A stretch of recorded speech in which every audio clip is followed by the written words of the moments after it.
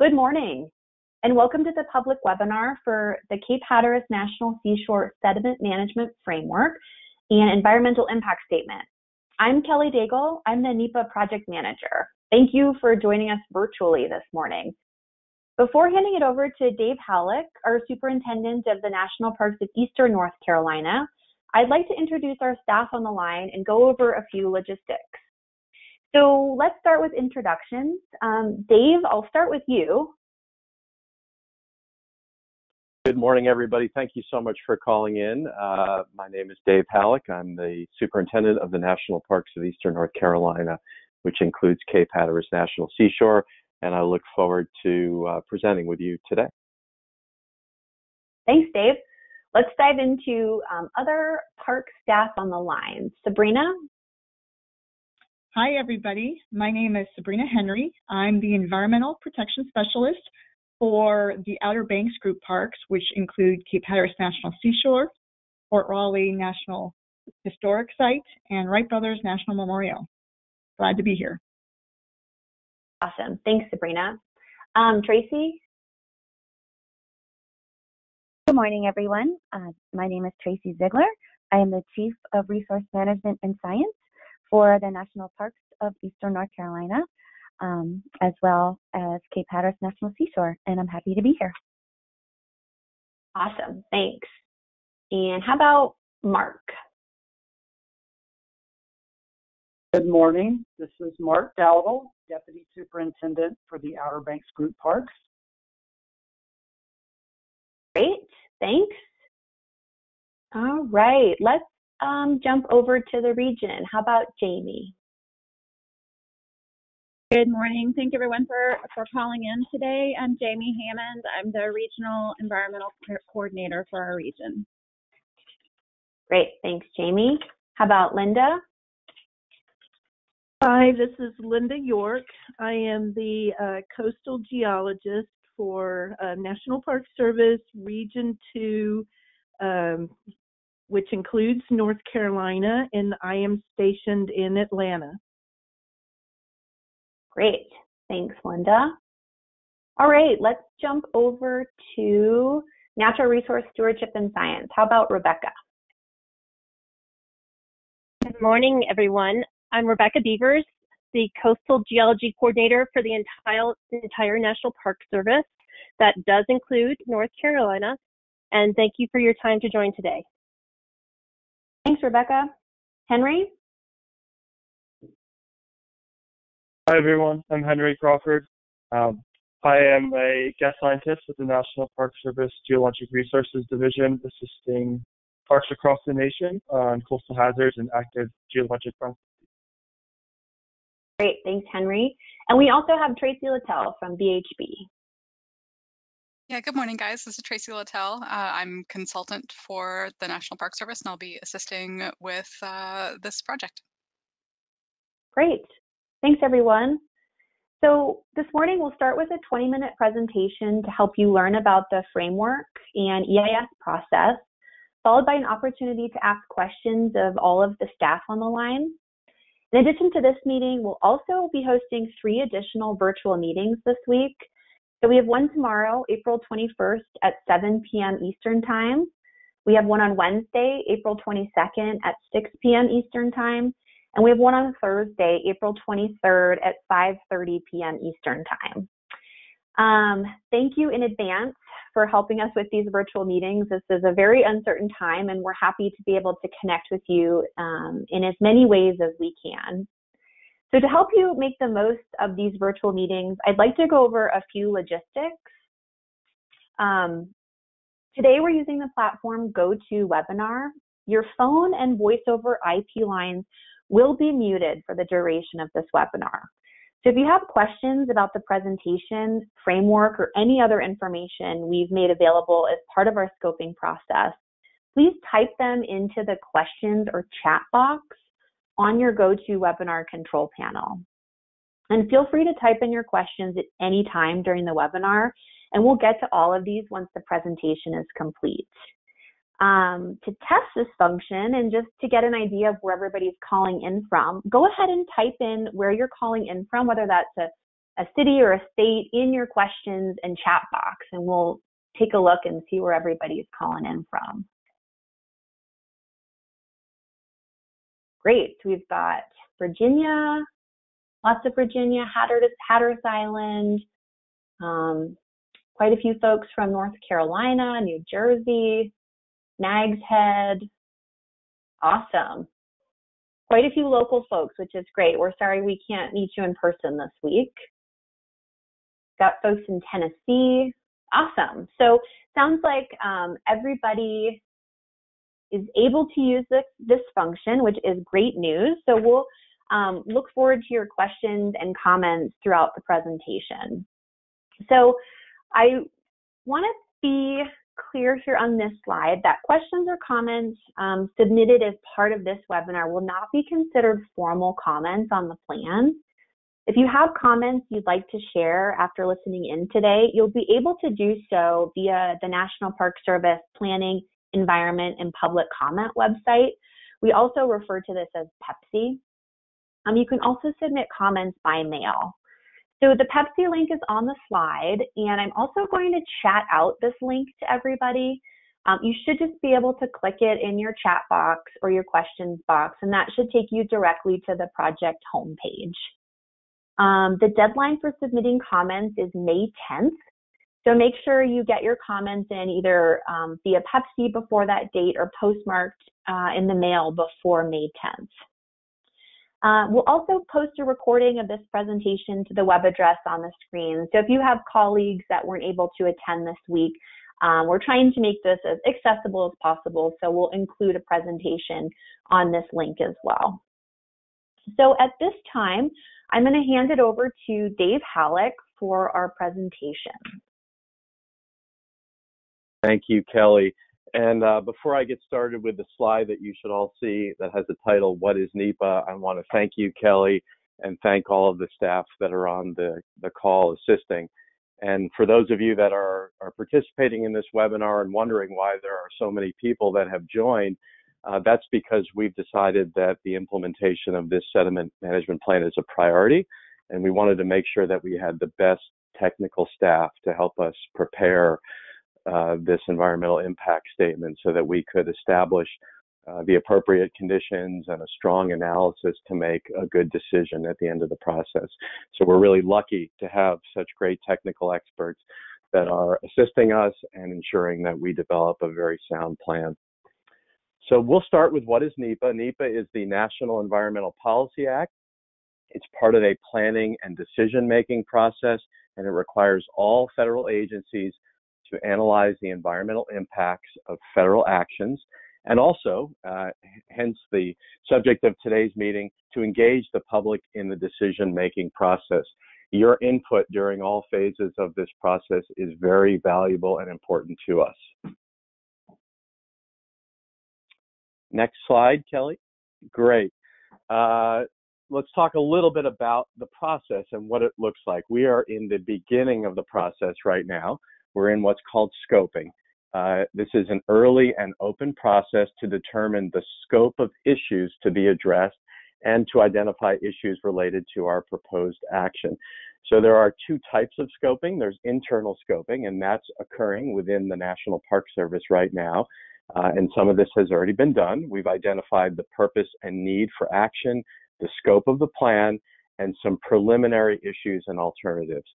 What we're doing today is part of public scoping, and that's the engagement of interested and effective public related to the proposed action, the alternatives that right now are only preliminary, and the issues and sources of data that we're using to prepare the environmental impact statement. Next slide, please. Okay, a little bit of background, and many of you are probably very familiar with Cape Hatteras National Seashore. It is the nation's first national seashore. It's about 70 miles long, starting in southern Nags Head and extending all the way to the tip of Ocracoke Island. It's in both Dare and Hyde counties. And it's somewhat unique in that there are 9 villages that are interspersed throughout the seashore. Pea Island National Wildlife Refuge is also inside of and part of Cape Hatteras National Seashore and jointly managed by the National Park Service and the United States Fish and Wildlife Service's refuge system. And as you know, the primary modes of transportation around the seashore are either by North Carolina 12, which is the highway running from north to south, and then ferries that leave either from Cedar Island, Swan Quarter, or Hatteras to Ocracoke. We also have a map on this slide on the right-hand side, and as part of the process, we've started to identify some likely areas where sediment management activities may be proposed. Next slide, please. A little more background. As you know, with barrier islands, there's a natural accretion and erosion process that is occurring all of the time.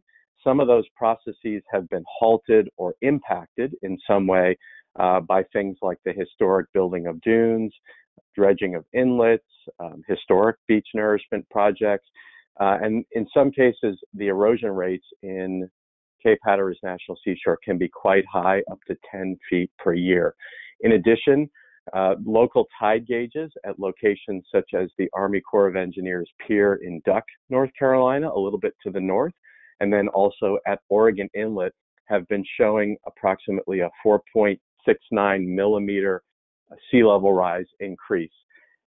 Additionally, the state of North Carolina has done some studies and prepared a report recently that shows a projection of up to 10 inches of sea level rise occurring in the future. And the reason these things are important is that they set the stage for continued erosion, which has been occurring forever, but also the potential for accelerated erosion given some of the concerns related to sea level rise in the future. Next slide, please. Some additional background. The Cape Hatteras National Seashore has been altered in many ways in the past. There was a significant amount of dune building and revegetation that occurred between the 1930s and really all the way up till the beginning of the 70s. Since the 1970s, only occasional beach nourishment has occurred, usually following a storm or in a very targeted location, for example, at the curve when you come into Buxton. There are some segments of beaches along the seashore that are relatively stable, but there are also many places where eroded beaches have resulted in a considerable amount of ocean encroachment onto the dunes, loss of the dunes, and situations where oftentimes the ocean is washing over and onto North Carolina 12 and into adjacent communities. Next slide, please. So what's the purpose of this project? The purpose of the Park Service's effort here is to develop a streamlined framework for permitting sediment management projects at the seashore, including the methods, the locations, and frequency for sediment management that may be permitted over the next 20 years. Next slide, please. We believe that this framework is needed to provide a timely response for localized beach nourishment requests as a result of increased storm events, projected sea level rise, and also to consider opportunities potentially to restore coastal habitats that had been affected adversely through erosion. Next slide, please. So some preliminary impact topics. These include littoral processes and barrier island morphology. These are the topics that the National Park Service will dive into in our analysis in the environmental impact statement. They also include benthic organisms. Those are organisms that are living on the bottom of the ocean and also within the substrate on the bottom of the intertidal zone, essential fish habitat, important wildlife species such as sea turtles, listed shorebirds, and also structures and infrastructures that may be affected throughout the Park Service's 70-mile-long seashore. Next slide, please. There are some impact topics that, from a preliminary perspective, we are suggesting to dismiss. They include offshore littoral processes and barrier island morphology, water quality, marine mammals, fish and sturgeon, other wildlife and wildlife habitat, a particular species of plant called sea beach amaranth, and then also cultural resources. And the reason that these impact topics may be dismissed is because the Park Service has done some preliminary review and determined that the likelihood of there being any meaningful effects to any of these topics is low at this time. Next slide, please. So we've also developed some preliminary alternatives, and the purpose of developing the preliminary alternatives is to give all of you an idea of the types of things that we're considering in the environmental impact statement, and to start to receive feedback on them as we move towards publishing a draft environmental impact statement. We've developed 2 of these preliminary alternatives, and these are relative to requests to issue special use permits to agencies in North Carolina, including agencies like the Department of Transportation, known by many of you as NCDOT, Dare and Hyde counties, and also the U.S. Army Corps of Engineers. The alternative A in our preliminary alternative is considered a no action, and a no action alternative is required for any NEPA analysis. And then we have a proposed action, which is alternative B. Next slide, please. So the no action alternative is very much like it sounds. The Park Service would not permit sediment management activities at the seashore over the next 2 decades. This alternative would preclude partners, such as the Department of Transportation, from implementing sediment management projects to protect NC-12 outside of its existing easement, and also prevent other partner agencies like Dare County to perform beach nourishment projects along the seashore. So the description of the no action, again, is just like it sounds. There would not be any sediment management activities conducted over the next 2 decades. Next slide. In alternative B, which is the proposed action right now as part of our preliminary suite of alternatives, the Park Service could permit agencies and municipalities to conduct, with conditions, sediment management in the form of beach nourishment, habitat restoration, dune construction and enhancement, and emergency breach fill. These are all activities that have occurred in the past, and the proposed action would describe conditions and propose to allow these types of activities to occur over the next 2 decades. Next slide, please. So we're really lucky here at Cape Hatteras National Seashore. We work on a day-to-day basis with many other agencies that assist us in managing the seashore. And that is so important, especially when you know we have a state highway through the seashore and we have 9 villages and important communities interspersed throughout its length.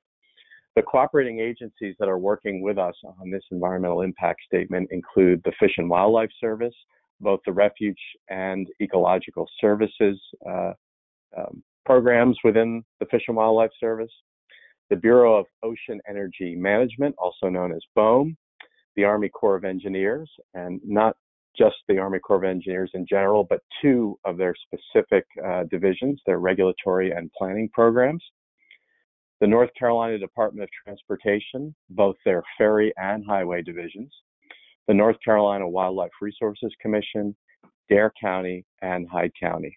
Again, we're very lucky to have this level of partnership and collaboration, and having special input and expertise from all of these partners will help ensure that we develop a comprehensive and well thought out plan.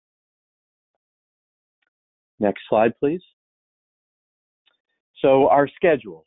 How is this all going to work from this point forward? What are the steps in our process?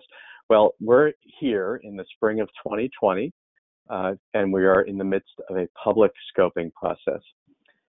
After the public scoping process ends, we will begin to develop a draft environmental impact statement. And in the fall of 2020, that EIS, which is short for environmental impact statement, will be released to the public for a 45-day review and comment period.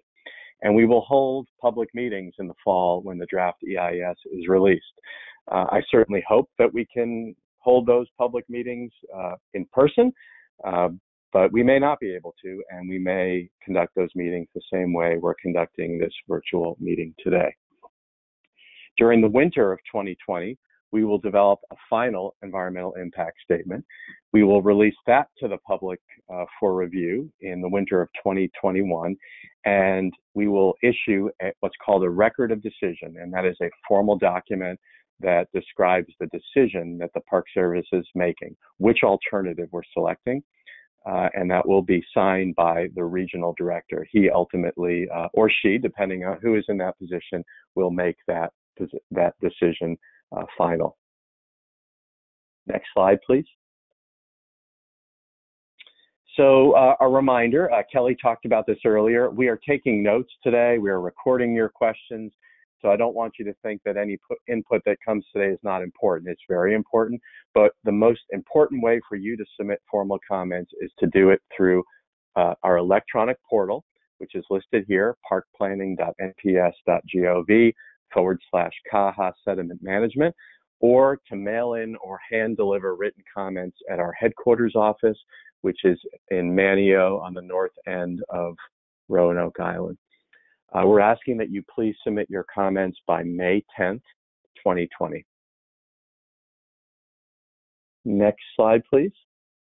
And just some tips on providing useful feedback. The degree to which you can help us by making sure your comments are clear and concise and relevant to the issues and preliminary alternatives that we've presented today would be great. Comments that help contribute to further developing our preliminary alternatives that address the purpose and need for action will also be very effective and helpful to us. Commenting is not a form of voting on an alternative per se. If you support an alternative, we're happy to hear that, but the process is not a voting process. And finally, the project website for this, which we described before and is pasted at the bottom of this slide, has instructions that are very clear for submitting comments online. Next slide, please. So thank you very much for your time. We are going to now do our best to answer your questions on our framework and the environmental impact statement process.